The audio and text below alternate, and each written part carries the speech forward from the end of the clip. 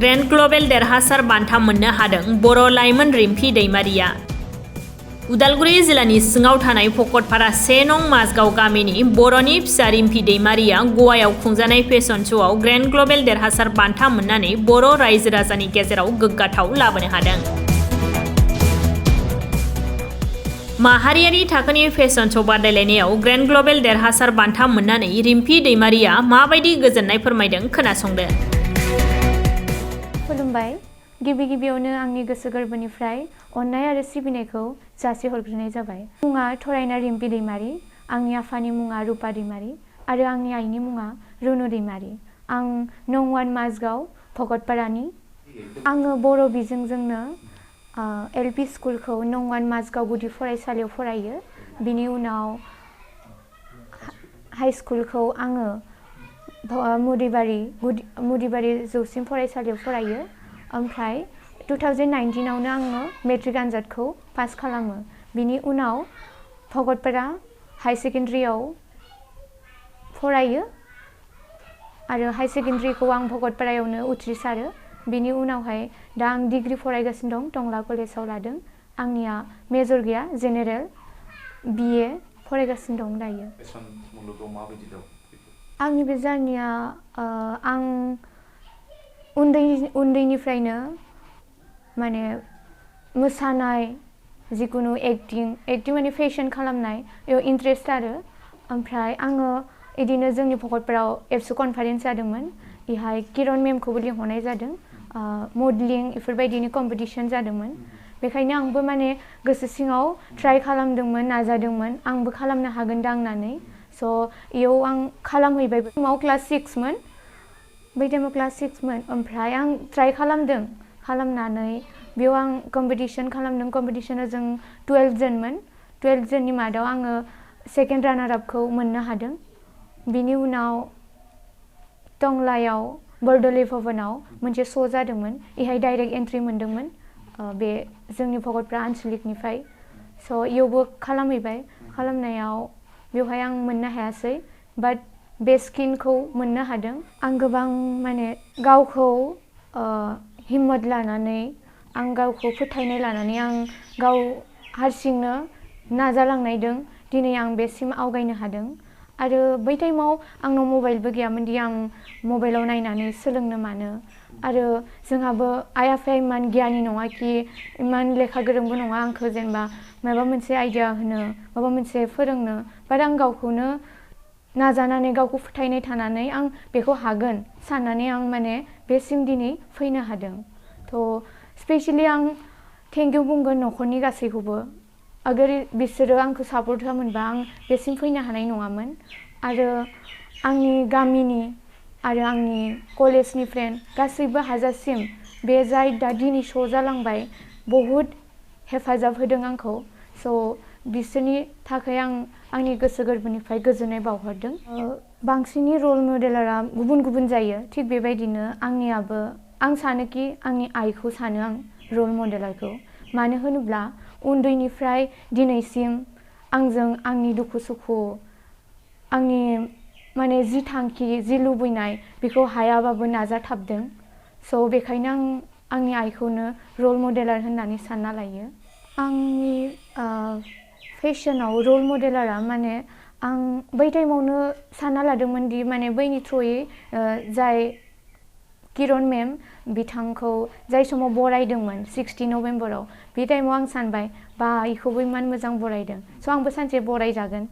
स' बेखौ नुनानै आं मोनसे जेनेबा गोग्गानाय साननानै आंबो हागोन, आंबो ट्राइ खालामगोन। खालामै दा दिनै बेसिम हादों। आरो जाय आंखौ बेफोरबायदि कुइसन राउन्ड, आं बारा बुंनो रोङा, बाट माने आंखौ जाय फोरोंदो निकु के हाजरिका, बिथांखौ आं जोबोद साबायखर बावो। आरो बेजों लोगोसे खुशबुगिरि मेम, बिथांखौबो आं जोबोद साबायखर बावो। बिसोरनि थाखाय आं बेसिम सहैनो हादों। फेशन मुलुगाव फैबा माने इंलिसखौ रोंथारनांगौ बि नङा, हिन्दीखौ रोंथारनांगौ बि नङा। माने बेयाव ओरैबायदि रल थायोदि कनफिडेन्ट थानांगौ मानसिनाव। मेन गावनि कालचारखौ खिन्थिनो हानांगौ। स्माइल, एक्सप्रेसन, माने कनफिडेन्टआनो मेन। बेनि उनावसो नंगौ बे जेनेबा आसामनि बाहेराव इंलिशआ सोलियो बाट गावनि कन्फिडेन्ट फैयोबा सब भाषा लेंगुवेजआनो फैलांजोबो आंनि जाय फेशन यानि मडेलाव इन्ट्रेस्टेड दङ बिसोर जेनेबा आफसुस जाना थायो जेनेबा इंलिश रोंथारनांगौ बेखायनो आं खालामा बाट इंलिश रोंथारनांगौ बे नङा गावनो कन्फिडेन्ट लानांगौ जा गावनाव फोथायनाय थानांगौ बेखायनो आं सानोदि गासैबो बाहागो लायो कन्फिडेन्टआव था अब्लानो साक्सेस जागोन आङो ग'आव डाइरेक्ट एन्ट्रि मोननायानो जादों फार्स्ट टाइम आङो फेशन फक अफ आसामाव विनार मोनदों बेनि उनाव डाइरेक्ट एन्ट्रि ग'आवमोन थिग बेबायदिनो आङो विनार मोनबाय मोननानै डाइरेक्ट ग'आव थांदों ग'आव थांनानै जोङो बादायगिरि मिसफोरनिया 25मोन ओमफ्राय बिनि मादाव आङो ग्रेन्ड ग्लबेल विनार मोननो हादों स' आरो बेहाय गुबुन गुबुन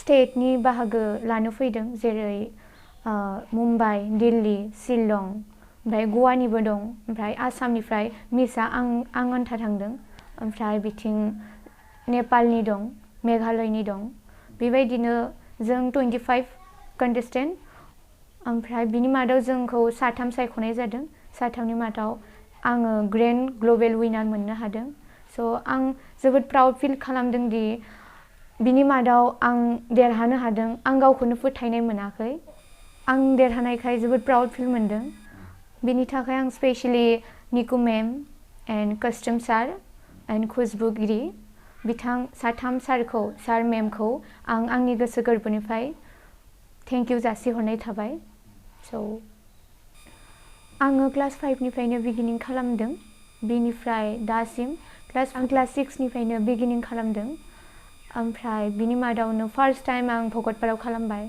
एबसुनि कनफारेन्सआव बेयाव आङो सेकेन्ड रानार आप मोनदों बेबायदिनो अराङाव खालामदों गुवाहाटियाव जादों डिस्ट्रिक्टनि विनार मोनदों बेवहाय बिनि पस्टआ जादों मिस डिभाइन असम आरो बिनि उनाव अराङाव माजबातआव खालामदों माजबातआव आं विनार जानो हायाखै नाथाय बेस्टकिन विनार मोनदोंमोन थिग बेबायदिनो आं नार्भास जायालासिनो नाजालाङै दाख्लैबो फेशन फक अफ आसामाव विनार मोनदों विनार मोननायनि उनाव दायो लास्ट आङो गवायाव खालामनो थांनायाव ग्रेन्ड ग्लबेल विनार मोननो हादों विनार मोनबाय बाट आं बेयावनो दोनथ'नो सानाखै आं आरो दावगालांनो सानो गोसो दं सिमां दं मिस इण्डिया मिस इउनिभार्स बेफोराव नाजालांगोन ट्राइ खालामगोन आरो बेजों लोगोसे आङो गाव बड' एक्ट्रेस जानो गोसो दं फ्रि थायो अब्ला बै समाव मा खालामनानै मोजां मोनो आं जेब्ला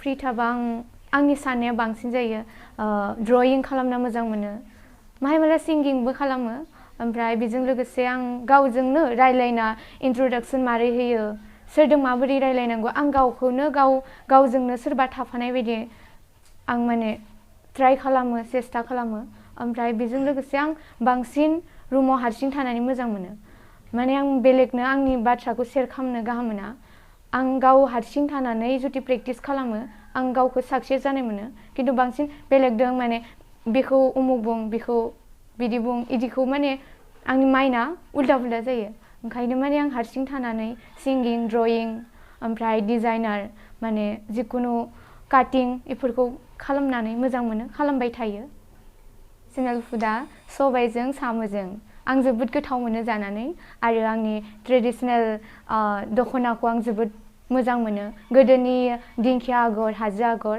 आंनि थाखाय बेस्ट स' आं बे मुलुग हादराव माने आंनि ट्रेडिसनेलखौ आं गाव दिन्थिनो थाखाय जोबोद गोसो दं आरो बेबायदिनो आङो फेशनखौ खालामलांनो आंनि गावनि ट्रेडिसनेलखौ देखायलांगोन माबोरै फुड जायो माबोरै गानो माबोरै जोमो बेफोरखौ आं देखायलांनो थाखाय बेयो मोनसे आंनि ड्रिम आरो थिग बेबायदिनो रायजो राजा आंनि आंगो न'खरनि गासैबो बिदा बिफं गासैबो आंखौ मदद होयो आंखौ अनहरो थिग माने उननि फैबाय थानाय समाव आं जाहाथे दा जिबायदि साक्सेस जालांदों बेबायदिनो स्टेप बाय स्टेप साक्सेस जालांगोन आरो बिथां रायजो राजा गासैनिसिमबो एबा बोर सास्रि हरगोन होननानै आं हास्थायो गोजोन्थों जोबोद आं गोजोननाय मोनदों बहुत माने माबायदि गोजोननाय मोनदों आं निजेनो मिथिया माने थार थुर लानानै बिदिनो माने खस्थ'यै थांबाय। खस्थ'दों थांबाय ओमफ्राय मोजां मोजां फैफिनबाय ओमफ्राय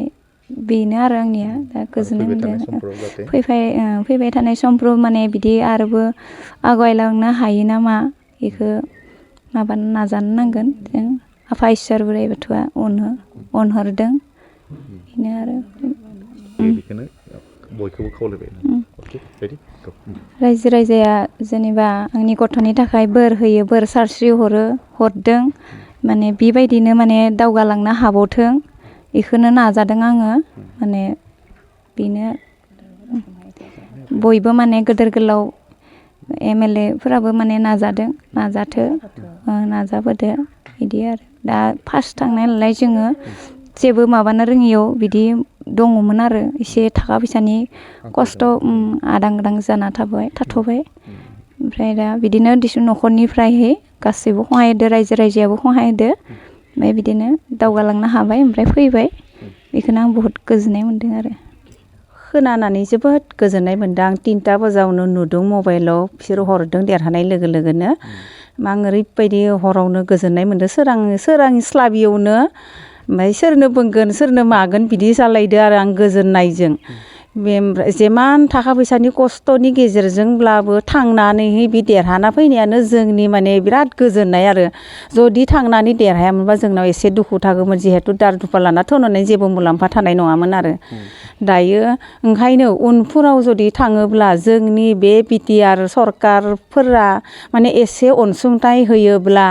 बा मैखोम प्रमद बर' सारा जुदि बेफोराव जुदि होयोब्ला गैयि मानसिफोरनो बेबायदि हेफाजाब होयोब्ला उनावबो गोसोबायदि आवगायलांगोन आरो बियो माने बिहा बहुद माने लुबैनाय दङ आरो बेबायदि जानो थाखाय दा थाखा फैसानि आंखालावसो थांनांगौ बायदि थांनो हाया खालामनांगौ बायदिखौ खालामनो हाया बायदि जादों ओंखायनो आं खावलायो जाहाथे उनाव थाङोब्ला EM आरो MCLA आरो बिथां दैदेनगिरि बा प्रमद बर' सारा माने अनसुंथाइ होनो नांगोन आरो होगोन होननानैबो आसा खालामबाय बेनो आरो आं दिनै बिमादै जानानै रिम्पि दैमारि फिसानि बेबायदि जोबोर गेदेर मोनसे आनजादाव बा फेसन श'आव देरहाना फैनायखौ जोबोर गोजोननाय मोन्दों जोबोर बिदिनो जों न'खर बा रायजो राजा बिदिनो अनसुंथाइ हरदों जोंनि फिसाखौ जों देरहाहोबाय बा फिसायाबो जोबोर नाजानानै दिनै देरहासार जानानै फैनो हाबाय बेखौनो आङो फिसानि जानानै बिमादै जानानै फंनैसो बुंबाय गोजोन्थों